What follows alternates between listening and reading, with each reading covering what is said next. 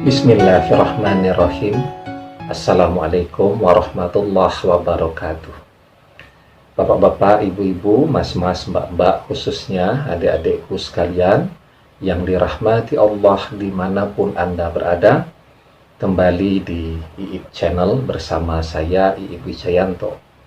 Kali ini kita akan membahas tema cara agar mantan mencarimu dan selalu ingin dekat denganmu. Ya.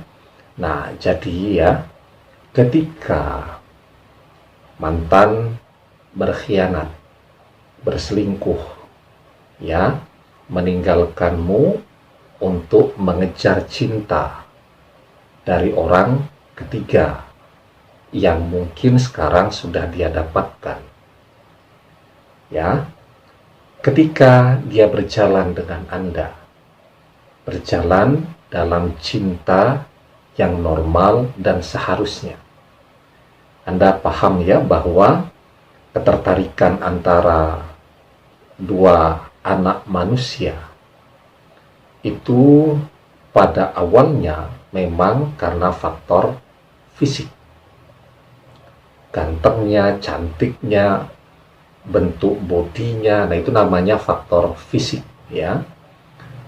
Biarpun orang boleh mengatakan urusan fisik nomor sekian, tetapi yang membuat orang tertarik pada pandangan yang pertama itu adalah fisik, dan fisik tetap memiliki prosentase pertimbangan yang besar bagi seseorang ketika akan lanjut atau tidak. Fisik ya. Nah, tetapi setelah fisik itu didapatkan, ya, fisik itu tidak pernah memberikan kepuasan apapun ya. Karena yang namanya fisik cepat bosan, cepat jenuh, dan orang cenderung berusaha untuk mencari yang lebih lagi dari sekedar fisik yang sudah dia miliki pada saat ini. Itu kenapa manusia tidak pernah puas-puas, ya, tidak pernah puas sudah punya koleksi rumah yang banyak, tidak pernah puas sudah punya koleksi tas yang banyak, tidak pernah puas dengan jumlah rekening yang ada di dalam tabungannya, begitu ya, dan seterusnya. Karena memang fisik itu selalu membuat orang merasa pengen mendapatkan yang lebih dan lebih dari waktu ke waktu. Ya, nah, Anda sudah berhasilkan mempertahankan relasi dengan mantan selama bertahun-tahun. Apa yang kemudian membuat dia bertahan? Apakah fisik? Tentu tidak. Karena seiring perjalanan waktu, seperti halnya mantan juga, kita itu selalu mengalami kemunduran pada aspek fisik, ya. Jadi fisik kita itu dari waktu ke waktu terus melemah, ya. Jadi dari fase anak-anak, remaja menguat, menuju usia dewasa semakin menguat. Setelah mencapai titik puncak usia dewasa, ya mungkin sekitar 35 tahun lah maksimal ya, sehingga biasanya para olahragawan, olahraga prestasi begitu ya, seperti sepak bola, itu golden age-nya, usia emasnya ya biasanya antara usia 25 tahun sampai 30 tahun ya. Biasanya kalau ada pesepak bola yang bisa bertahan di usia 40 tahun, itu posisinya semakin lama semakin mundur. Karena kalau main sepak bola itu semakin di depan, itu butuh speed yang sangat cepat ya. Kalau berada di posisi lapangan tengah itu butuh stamina yang besar. Nah, biasanya semakin tua itu posisinya akan semakin ke belakang. Dari penyerang, dari striker, kemudian bertambah usia, masuk jadi midfielder, kemudian semakin tua jadi back, biasanya begitu ya. Nah, dan usianya juga tidak akan lebih dari 40 tahun, dan itu pun jumlahnya sedikit sekali ya. Nah, itu menunjukkan bahwa memang setelah fase usia 35 tahun, mau tidak mau manusia akan mengalami penurunan pada fisiknya. Ya, sebagus apapun dia berusaha menjaga stamina, kesehatannya, maka semakin tua, bahkan opsi pilihan olahraga juga harus dipilih-pilih. Ya, jangan yang terlalu berat, ya, jangan yang terlalu memacu jantung dan seterusnya tadi. Nah, itu manusia. Jadi kita mengalami kemunduran fisik. Yang awalnya kulitnya kencang, kemudian mulai berkerut dan seterusnya. Mantan juga begitu, ya. Maka memang yang membuat orang bertahan selama bertahun-tahun menjalani relasi itu sebenarnya bukan pada aspek fisik saja. Jadi fisik itu pada dimensi yang lebih luas, kan ada materi ya, ada fasilitas, ada properti dan seterusnya. Tetapi yang membuat orang bisa bertahan dalam rentang waktu yang cukup panjang, mengarungi bahagia dan sedih bersama, itu adalah faktor hati, ya, faktor inner beauty, kecantikan yang memancar dari dalam, ya. Karena kecantikan yang memancar di luar ini, orang cepat sekali merasa bosan, ya. Nah, sementara kecantikan yang memancar dari dalam itulah yang kemudian akan menjadi perekat dan pengikat, ya, dalam waktu rentang yang lama.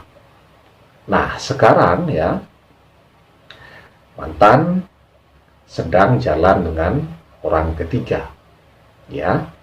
Artinya apa? Artinya dia sedang menjalani sesuatu yang di lubuk hati terdalamnya sesungguhnya dia merasa tidak nyaman, merasa ada sesuatu yang salah, ya, karena dia sudah terbiasa sebenarnya menjalani relasi itu dengan Anda, ya.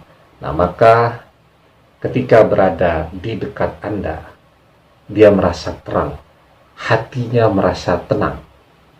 Sekarang bersama dengan orang ketiga, memang adrenalinnya menjadi lebih terpacu, ya, menjadi lebih bersemangat nih karena punya pasangan baru, tapi juga deg-degan, ya, juga mengalami kecemasan, juga mengalami kekhawatiran, dan ribuan perasaan-perasaan lainnya yang sebenarnya membuat dia lebih cepat stres daripada ketika dia bersama Anda yang tenang-tenang saja. Memang repotnya ketika menjalani sesuatu yang terlalu tenang, terlalu damai, ya, itu akan membuat orang jenuh. Seperti halnya kalau kita nyetir tuh.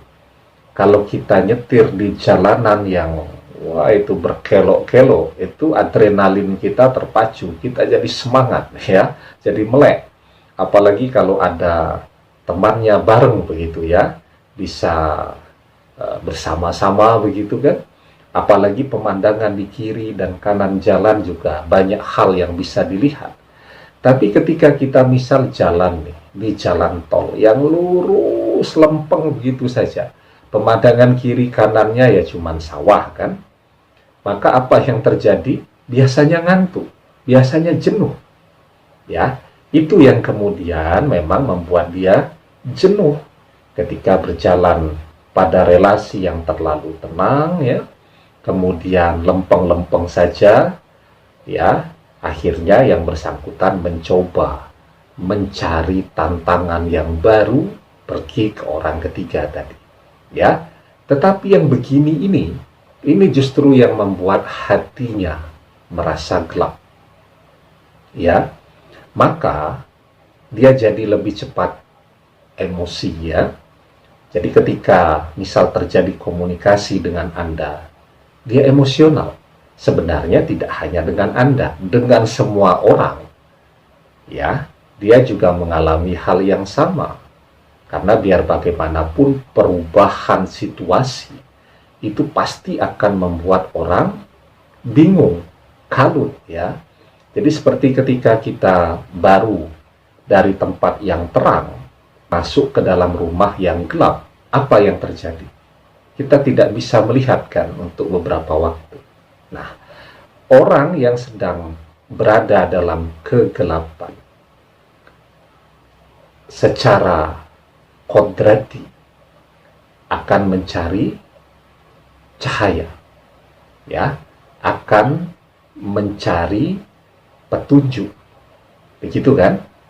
Coba deh, ketika mati lampu, apa yang Anda lakukan? Menghidupkan HP terlebih dahulu agar dapat cahaya. Ya, kita bisa lihat tuh, ada hewan-hewan kecil ya, seperti nyamuk. Ya, jadi kalau lampunya dipadamkan, mereka tidak kelihatan. Tapi begitu lampunya terang, mereka langsung berdatangan untuk bermain mengelilingi lampu tadi. Itu kodrat makhluk hidup seperti itu. Akan selalu mencari cahaya ketika dia berada dalam kegelapan. Nah, Anda itu sebenarnya memiliki itu. Ya, sekarang bagaimana caranya agar cahaya yang ada di dalam diri Anda itu menjadi lebih terang lagi, sehingga secara otomatis dia akan bergerak ke arah Anda, ya. Kan ada beberapa orang yang dia kenal.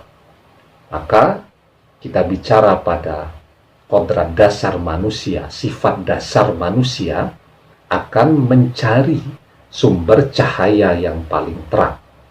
Ya, nah, caranya Anda terus memperbaiki diri, memperbaiki akhlak Anda, ya, meningkatkan prestasi dan kinerja Anda, kemudian juga melengkapi semua usaha itu dengan doa agar memancar senantiasa cahaya dari diri Anda yang akan membuat mantan dan siapapun juga itu akan melihat ke arah Anda, ya.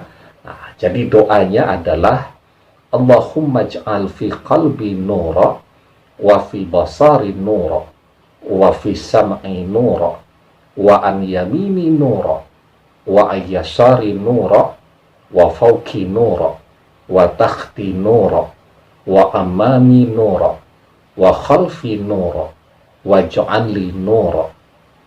Ya Allah, jadikanlah cahaya dalam hatiku, cahaya dalam penglihatanku, cahaya dalam pendengaranku, cahaya dari kananku, cahaya dari kiriku, cahaya dari belakangku, dan jadikanlah untukku cahaya. Ya, demikian, semoga bermanfaat. Wallahu a'lam bishawab, billahi taufik wal hidayah. Assalamualaikum warahmatullahi wabarakatuh.